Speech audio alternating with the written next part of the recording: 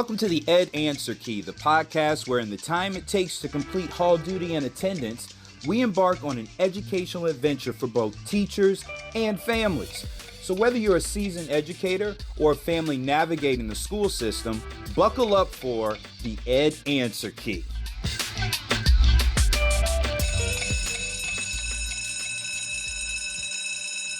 '62. Suspension and expelling students. Okay. Well, I know administrators don't want those numbers to go up. Truly. But at some point in the year, they're just like, just get them out. I don't. What they say, freeze the grades. The Jimmy Hoffa window. Freeze the grades. You're right. There was a time they kept track and they used to throw this information out. You know, so-and-so teacher had this many students sent to ISS and this many students had Friday schools and this many students had detentions. And I'm not really sure what the point of that was. Yeah. Shaming. You sure you're not sure? I You think sure you're it not was sure? shaming. Yeah. Yeah. But it made me think, well, students causing a disruption in my class, I don't really have that as an avenue that I can take. I guess I had to be a little more creative. And the team I was on had to be a little more creative with how we dealt with things. Right. I think sitting there with administration every day, and I used to have to tell teachers all the time, it's like, just like y'all get stuff passed down, they get stuff passed down to them. And so they're sitting in meetings telling, our graduation rates need to look like this. Our this discipline, I would get emails back, you can't code that discipline like that. Well, it is what it is. Like, that's what happened. You can't code that discipline like that. So it's like people don't understand that progression of discipline that was pushed down onto us. Like, oh, did you do X, Y, Z before you did this? And so I see it from both standpoints because you're like, I want this kid out of my class because I got non-speaking English. I got this going on. I can't add on a discipline issue. But then that progression of discipline doesn't occur, and then we get sued or we get in trouble or the kid still gets to come back to school. We do a discipline hearing, expulsion hearing with the lawyer. They say, oh, they still can come in, then we look like fools. So it's like I see both sides of the coin. I'm not defending anyone in this, but like it's a numbers game. Yes, it's a huge numbers game. I know, like, we're required as like special education teachers to serve kids in ISS, and so it's coded differently.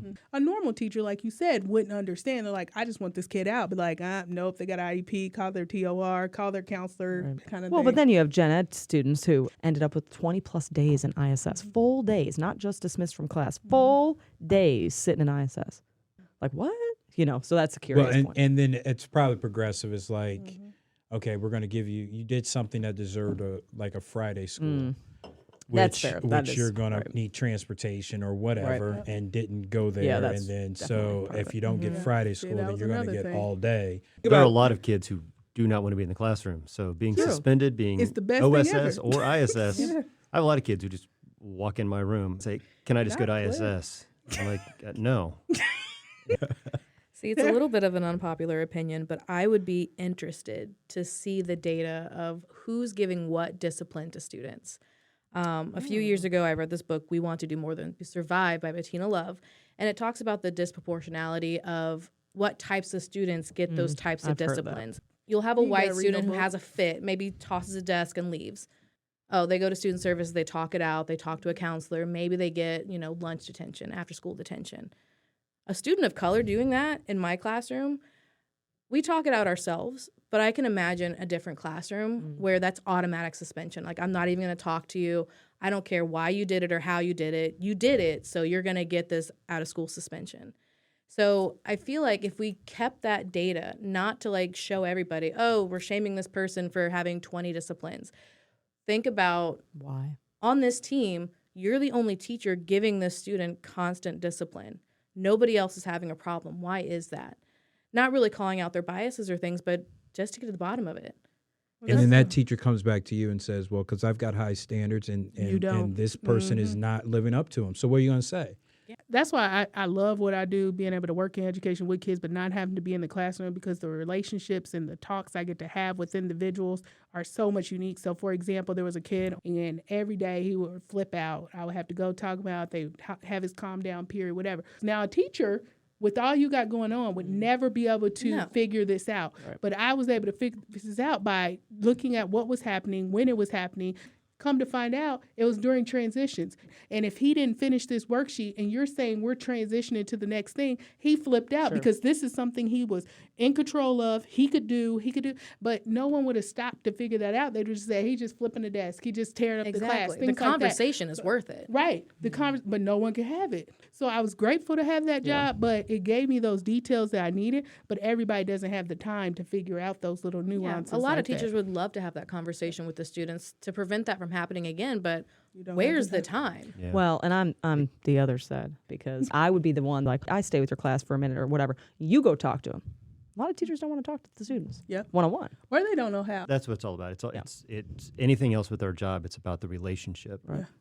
There aren't a lot of students in the last few years who have been suspended or expelled because of something that's happened in my classroom. Usually it's they get in a fight or they bring something to school they're not supposed to have, and it's completely out of my control.